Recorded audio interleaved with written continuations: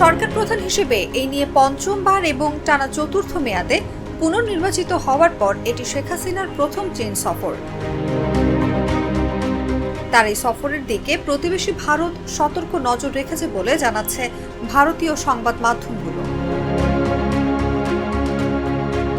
সোমবার কলকাতার ইংরেজি দৈনিক দ্য টেলিগ্রাফের প্রতিবেদনে বলা হয়েছে, ভারত সফরে 2 সপ্তাহেরও কম সময়ের ব্যবধানে এবার চীন যাচ্ছেন বাংলাদেশের প্রধানমন্ত্রী।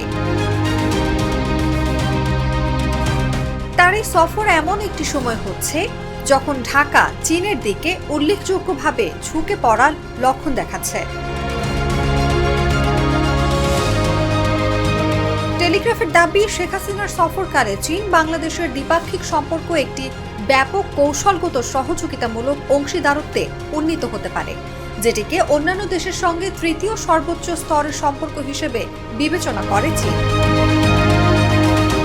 ঢাকায় জল্পনা রয়েছে, প্রধানমন্ত্রীর এই সফরে একটি মুক্ত বাণিজ্য চুক্তি হতে পারে। পাশাপাশি একাধিক খাতে 20 থেকে 22টি সমঝোতা স্মারক সই এবং $2000 কোটি ঋণের আনুষ্ঠানিকতা সম্পন্ন হবে।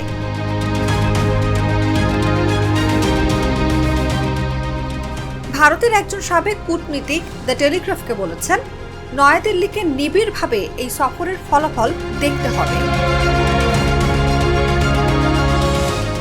বাংলাদেশের সড়ক পরিবহন ও সেতু মন্ত্রী এবং ক্ষমতাসীন আওয়ামী লীগের সাধারণ সম্পাদক ওবায়দুল কাদের রোববার বলেছেন, ভারত বাংলাদেশের রাজনৈতিক বন্ধু এবং চীন উন্নয়নের। দ্য টেলিগ্রাফের ভাষ্য মতে, ওবায়দুল কাদেরের এই কথায় দিল্লির উদ্বেগ কমার সম্ভাবনা কম, কারণ ভারত বুঝতে পারছে চীন থেকে বাংলাদেশের আরও অর্থ প্রবাহিত হলে বেইজিং এর উপর ঢাকার নির্ভরতা কেবলই বাড়বে। ভারতীয় সূত্রের মতে, চীন বাংলাদেশের মধ্যে সম্ভাব্য মুক্ত বাণিজ্য চুক্তির রূপ দেখার জন্য অধীর আগ্রহে অপেক্ষা করছে ভারত। সূত্রটি বলছে, আমরা বাংলাদেশি পণ্যগুলোকে ভারতে বিনামূল্যে প্রবেশাধিকার দেই এবং সেখানকার বাজারে প্রবেশের জন্য আমাদের পণ্যগুলোকে শুল্ক দিতে হয়। চীনা পণ্য বাংলাদেশে শুল্ক ছাড় পেলে তা সত্যি উদ্বেগের বিষয় হবে। তার কথায়, সামুদ্রিক স্থান বা প্রতিরক্ষা সহযোগিতায় ঢাকা এবং বেইজিং যা কিছু করবে সেটিও ভারতের জন্য উদ্বেগের বিষয় হবে।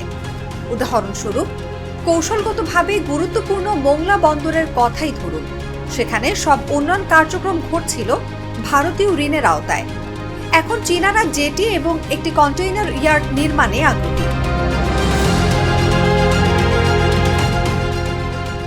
তাছাড়া বাংলাদেশের প্রতিরক্ষা বাহিনী সামরিক সরঞ্জামের জন্য মূলত চীনের উপর নির্ভরশীল, তাই আমাদের তাদের প্রতিরক্ষা সহযোগিতার গতিপথে লক্ষ্য রাখতে হবে।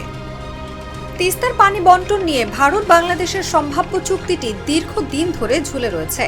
এ অবস্থায় তিস্তার সংরক্ষণ ও ব্যবস্থাপনা প্রকল্পে প্রবল আগ্রহ দেখাচ্ছে চীন। শেখ হাসিনার সাম্প্রতিক ভারত সফরকালে নরেন্দ্র মোদীও তিস্তা প্রকল্পের সহযোগিতার প্রস্তাব দিয়েছেন। বাংলাদেশের পররাষ্ট্রমন্ত্রী হাসান মাহমুদ গত রোববার বলেছেন, চীনের সঙ্গে আলোচনার এজেন্ডায় তিস্তার নাম নেই, তবে চীন নিজেই বিষয়টি সামনে আনলে বাংলাদেশ কিভাবে প্রতিক্রিয়া জানাবে তা স্পষ্ট নয়।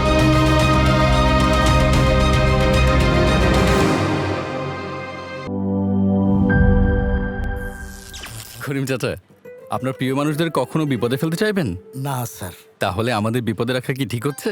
এজন্যই বিজলি কেবলস সবচেয়ে ভালো ও নিরাপদ। ফ্লেম রিটার্ডেন্ট পিভিসি দিয়ে তৈরি বিজলি কেবলস, নিরাপদ আজীবন।